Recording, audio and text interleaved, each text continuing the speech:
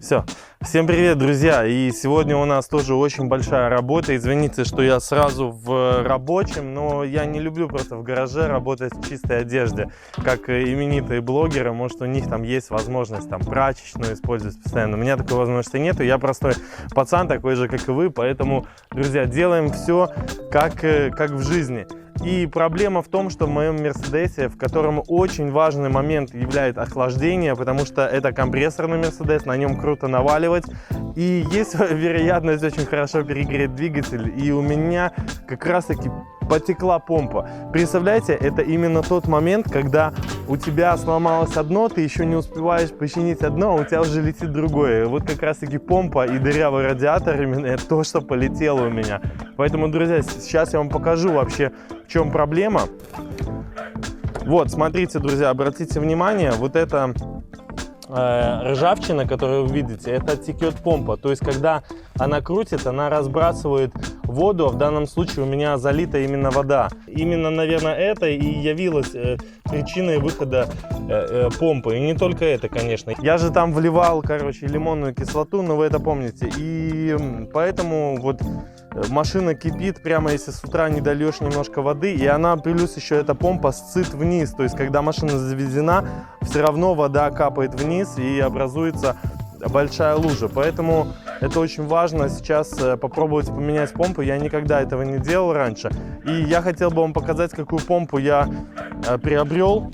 Во-первых, я был в удивлении, то, что китайских помп нету в наличии. Вот, и даже китайская помпа стоит $30, поэтому я был вынужден купить вот эту за 40. Мителли, как хотите, Мителли Групп. Короче, суть в том, что это довольно-таки недешевое такое мероприятие оказалось. Я думал, она будет дешевле стоить. Вот, обратите внимание на эту коробку и как тут все уложено. Несмотря на то, что помпа стоит $40, посмотрите, вот помпа сама. Посмотрите, тут просто прокладка обыкновенная, бумажная.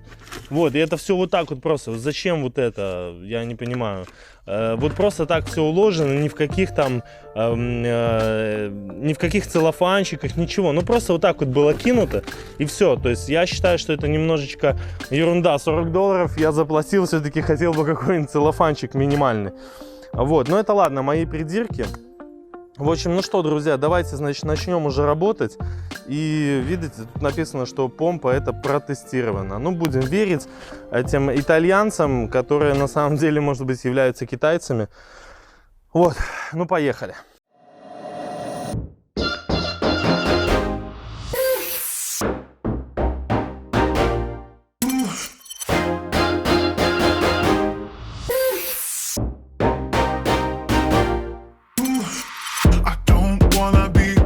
But here's the thing, what you thought we had never lasted. It was good at first, but eventually I could see between all the cracks, yeah. You did everything you could to have me. You did your best to make me yours. If I knew how all of this would turn out, but nobody knew. And now we done it, you.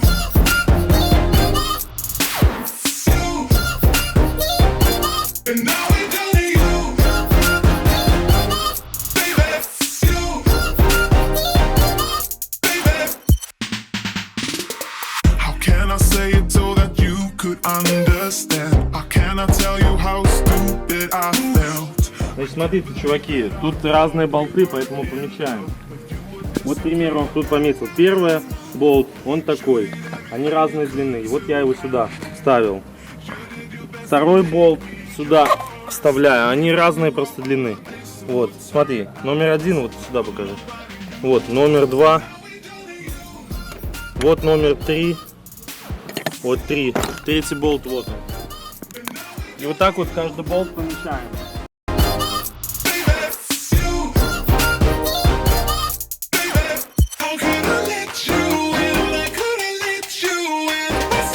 Смотрите, видите, какой нарост ржави?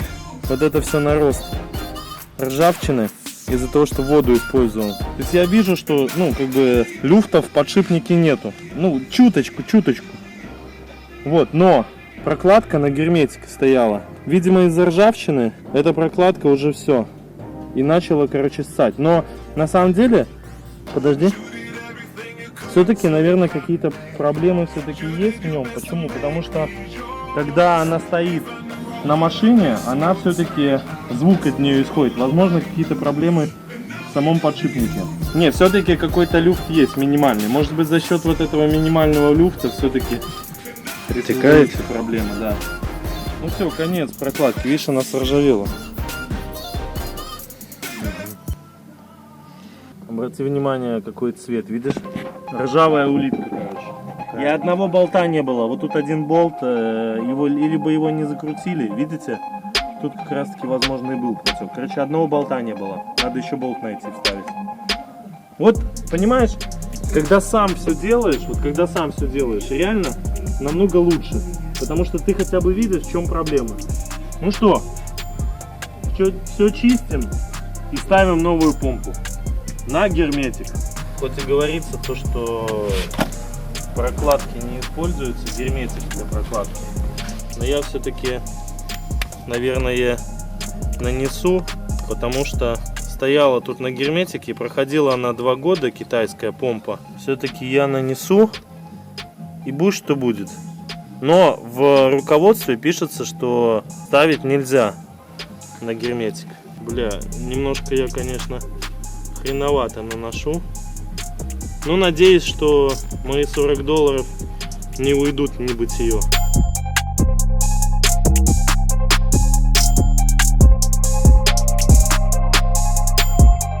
Так, конечно, наложение герметика — это не моя стихия. Я вам сразу могу сказать.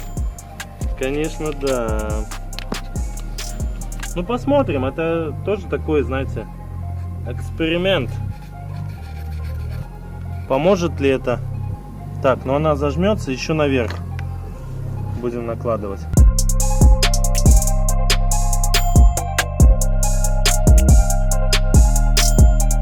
Все ремни, все собрали.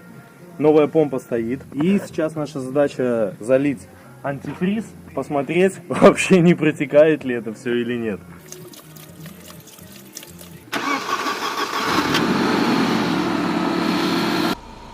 Видишь? Стабилизировалась. 750-775 заслонка, 0,2% или 0,8% нормально. Видишь? Все, сняли ошибки, получается, стабилизировалось все. Но это опять ошибка, это какой-то реально глюк. Потому что, ну, дроссель выставляет как бы обороты. Я не знаю, в чем проблема. Но будем, конечно, разбираться с этим. Видите, я его снял. Сейчас все нормально. Все окей. Коррекция долговременная. Ну все. Смотри. 78 антифриз. Он уже должен был... Ну, возможно, знаешь, что еще? Возможно, термостат еще у меня подклинивший. Потому что должен уже идти, в принципе, по большому кругу. А тут еще пока что так себе. Ну, в принципе, мне нормально, меня устраивает. Ну что, друзья, я хочу вас обрадовать. Наш ремонт прошел успешно, нигде ничего не капает. А это говорит о том, что сегодня мы не зря постарались. И вот эта старая помпа, несмотря на то, что она довольно-таки неплохо ходит, она уже все, ей уже конец. Все мои эксперименты с вливанием воды в радиатор, они именно пошли мне боком, потому что я лишился, получается, помпы, лишился радиатора за счет того, что я просто вливал воду. Понимаете, это просто жесть. Никогда не вливайте воду, потому что с этими бошками алюминиевыми и этими блоками они гонят ржавчину и забивают у вас абсолютно все. Да, и хочу сказать, что это вполне возможно поставить помпу самостоятельно. Единственное, что вы будете вот с такими руками, но это запросто можно сделать за 1,5-2 часа вот с каким-нибудь другом под чашку кофе или под бутылочку пива, как вам удобнее. И все, и машина будет ехать дальше. И помните, что охлаждение — это одна из самых главных вещей в вашем автомобиле. Это такая же важная, как зажигание, подача топлива и так далее. Все, был рад вас видеть. Успехов, удачи, подписывайтесь. Если вам нравится мое видео, оценивайте, ставьте лайки. И пока!